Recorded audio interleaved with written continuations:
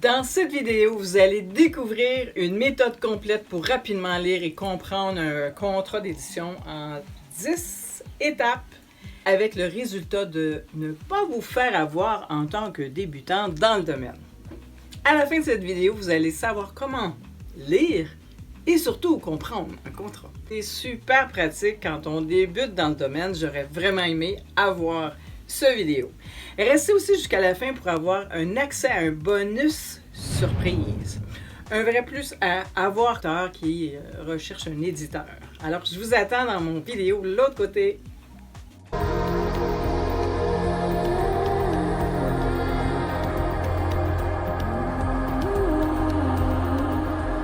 Bienvenue sur ma chaîne Copyright sur demande. Je suis Danielle Huard et auteur de 5 livres, dont un best-seller, conceptrice d'idées, inventeur de plusieurs techniques innovantes. J'ai comme mission d'informer les personnes qui ont des idées fantastiques à les protéger et surtout les monétiser. Je vais vous montrer 10 points à vérifier dans votre futur contrat d'édition. C'est surtout important de le faire bien avant de signer le contrat avec un nouvel éditeur.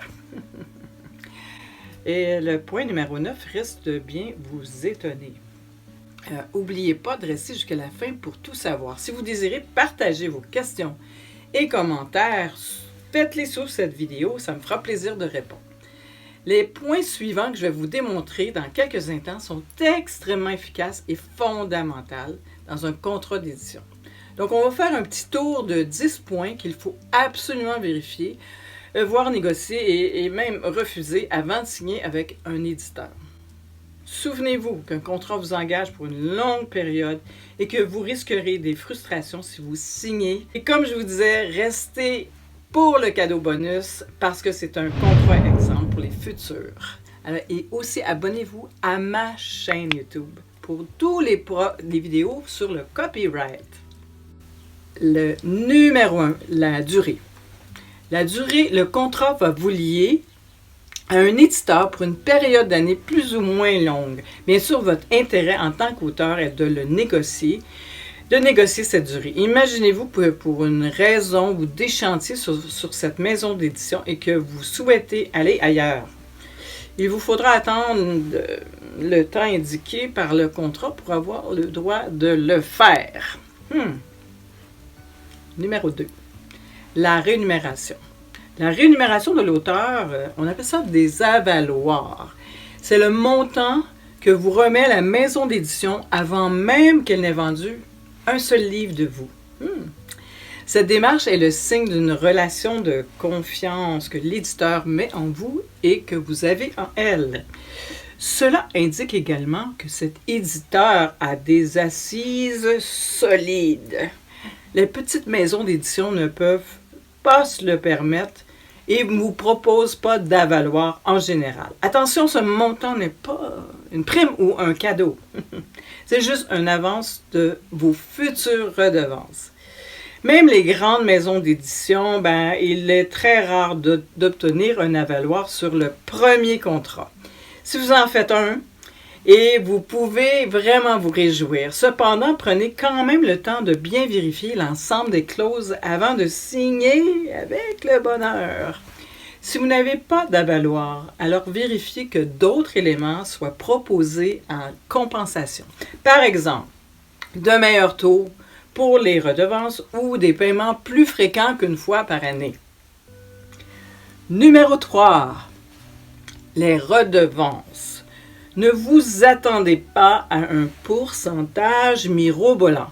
Pour information, mon premier contrat d'édition m'a permis de toucher un gros 8% de redevances. En plus, j'ai eu le plaisir d'avoir un best-seller. C'est certain que mon deuxième livre, alors j'ai négocié une augmentation de mes redevances à un gros 10%. En plus de recevoir un avaloir. Dans une prochaine vidéo, je vous parlerai comment augmenter vos redevances. Vérifiez ça. Numéro 4. Le tirage. Le tirage, c'est le nombre initial d'exemplaires de votre livre prévu par l'éditeur. Les petites maisons d'édition favorisent en général un premier tirage de 150 à 500 exemplaires Donc, il est clair que plus votre éditeur produira d'exemplaires et plus vous serez motivé pour les vendre. Vous avez donc tout intérêt à négocier le nombre d'exemplaires, ne serait-ce qu'un tirage de 500 copies. Comprenez que vous négociez un contrat et que votre nombre d'abonnés, par exemple à votre Facebook, YouTube, votre liste de courriels, votre liste de contacts, influencera grandement l'éditeur à augmenter le tirage de votre livre. Numéro 5, les exemplaires. Alors, qu'ils soient mentionnés le nombre d'exemplaires offerts et mis à la disposition par la maison d'édition. Il y aura également une rubrique indiquant à quel prix vous pouvez vous procurer vos ouvrages supplémentaires afin de les vendre par vous-même. Il est habituellement disponible de vous procurer vos livres à 50% de réduction de plus en les vendant, notamment dans les foires, les salons où vous participez ou dans lesquels vous avez un kiosque. Il y a aussi vos abonnés Facebook, YouTube, liste de courriel, votre liste de contacts, vos clients, votre entourage immédiat, votre maman, votre papa, Eh bien, vous avez le choix de les vendre. Si vous participez à des conférences, par exemple, vous avez tout intérêt à négocier une importante réduction sur vos livres. C'est ce que j'ai fait. Numéro 6. Numéro 6. Les droits cédés. On n'en a pas conscience tant qu'on n'a pas signé son premier contrat. Mais ce que vous faites avec ce dernier, c'est donner tous les droits à l'éditeur concernant votre texte. Il y a même le droit de modifier celui-ci et peut-être en faire ensuite ce qu'il veut. Même le garder dans un tiroir. Bien sûr, il n'a pas intérêt à procéder ainsi. Je vous rassure, mais il faut bien réaliser que vous allez mettre votre bébé entre les mains de quelqu'un dont ce n'est pas le bébé. C'est lui qui va l'habiller de son choix de page couverture, le faire imprimer, le promouvoir via la diffusion dans les médias. La publication dans les foires et les salons où ses représentants seront présents. Et vous n'avez que très peu de nouvelles concernant ces démarches. Bon, personnellement, c'est ce que j'ai trouvé vraiment le plus difficile à vivre. Dans l'édition classique, passer des mois à écrire un texte et même des années et qui est converti en livre pour ensuite ne plus rien décider à son sujet. Une fois le contrat signé, c'est très difficile. Numéro 7. Les droits numériques. Le contrat typique prévoit que vous cédiez également vos droits numériques pour l'exploitation digitale de votre livre. Souvent, le montant de redevance s'élève pour certains exemplaires jusqu'à 50%. Vu les frais minimes et aucun risque lié à la distribution et l'impression. Si vous avez déjà une expérience dans le domaine de la vente digitale de vos livres et que la maison d'édition n'est aucune, donc on vous propose les e-books ne concédant pas vos droits numériques. Cela se fait régulièrement après de nombreux auteurs indépendants qui utilisent d'autres réseaux pour la mise en marché, la promotion et la vente de leurs livres comme Amazon par exemple. Numéro 8. Le format et la promotion. En général, cela est exclusivement du ressort de l'éditeur. C'est lui qui retient les services d'un illustrateur, d'un infographe pour faire la maquette de la couverture et qui décide du calendrier de publication et des dépliants à imprimer pour faire votre livre. C'est lui aussi qui décide des actions à mettre en place lors de la période de pré-lancement et du lancement. Il est vivement conseillé de négocier la mention d'un droit de veto sur toutes les modifications du texte et les modifications des images ainsi que les illustrations de votre livre. Plusieurs auteurs se sont effondrés devant les textes modifiés et une couverture imposée sans pouvoir y apporter d'autres modifications. De même que les textes promotionnels devraient avoir la mention, doivent être soumis à l'approbation de l'auteur avant publication, car c'est tout de même votre livre et vous, c'est vos médias qui parleront de vous. Enfin, vérifiez qu'un échéancier le plus précis possible figure dans le contrat concernant la date de publication de votre livre. Assurez-vous aussi que la parution de votre livre se fera dans les 9 mois suivant la signature de votre contrat. Numéro 9, c'est celui qui vous surprendra. Bien, il y a des produits dérivés. Oui, oui.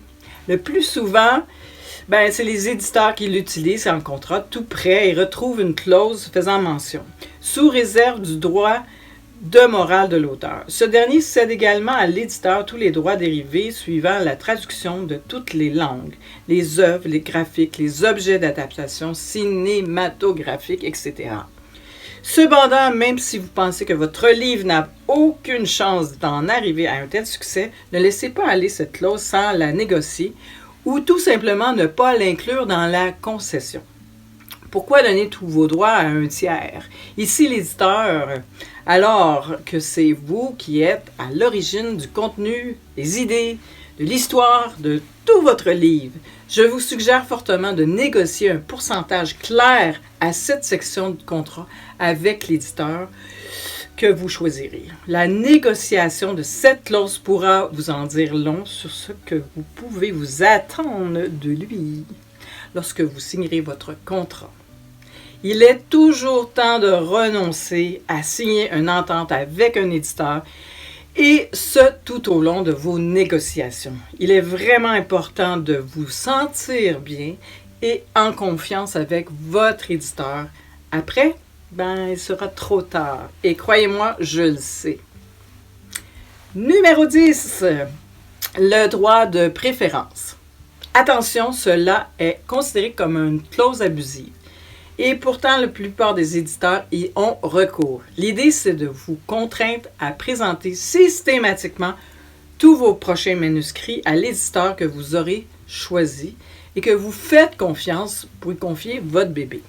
Comprenez bien que cette clause vous attache non seulement pour votre présent manuscrit, mais tous ceux que vous allez produire par la suite, pendant la période de votre contrat. Vous n'êtes pas obligé d'accepter cette clause et je vous conseille fortement de la faire retirer de votre contrat. Je sais que plusieurs auteurs n'osent pas négocier cette clause et l'acceptent en se disant que c'est une bonne chose et que de cette façon, ils n'auront pas à chercher un autre éditeur et leur prochain livre. Cette clause est équivalente, bien sûr, à un mariage. C'est sérieux et vous devez évaluer l'ensemble des limitations que vous acceptez en la négociant et ne pas mettre cette clause si vous désirez. L'idée étant de vous empêcher d'être sollicité par d'autres éditeurs qui n'ont pas eu à prendre de risques avec vous et votre livre. La plupart des auteurs ayant eu du succès grâce à leur livre ainsi qu'au travail de l'éditeur seront sollicités par d'autres éditeurs et leur proposeront des contrats plus intéressants et souvent avec des avaloirs importants et des redevances aussi très intéressantes. Bon, vous êtes en affaires lorsque vous négociez votre contrat.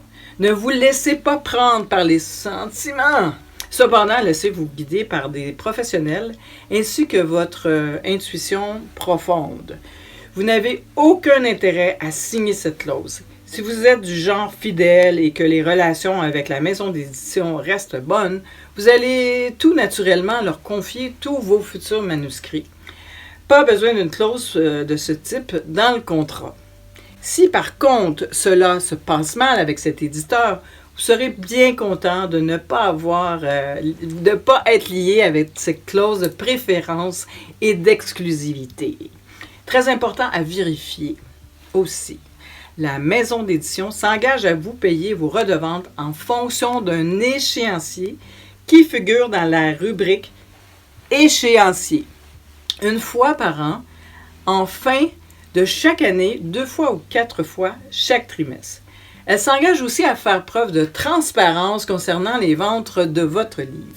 Si votre contrat prévoit un paiement trimestriel, c'est toujours plus rassurant qu'un versement annuel à la fin de l'exercice. Par expérience, c'est une partie qui reste toujours obscure dans l'ensemble des auteurs et qui devient rapidement une source de conflit et de frustration.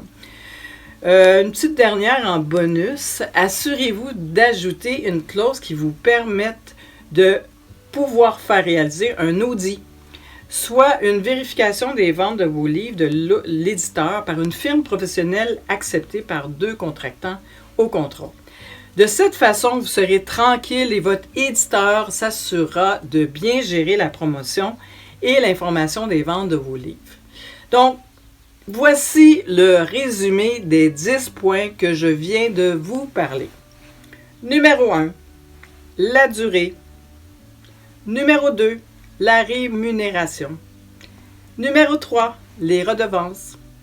Numéro 4, le tirage. Numéro 5, les exemplaires. Numéro 7, les droits numériques. Numéro 8, le format et la promotion. Numéro 9, les produits dérivés. Numéro 10, les droits de préférence.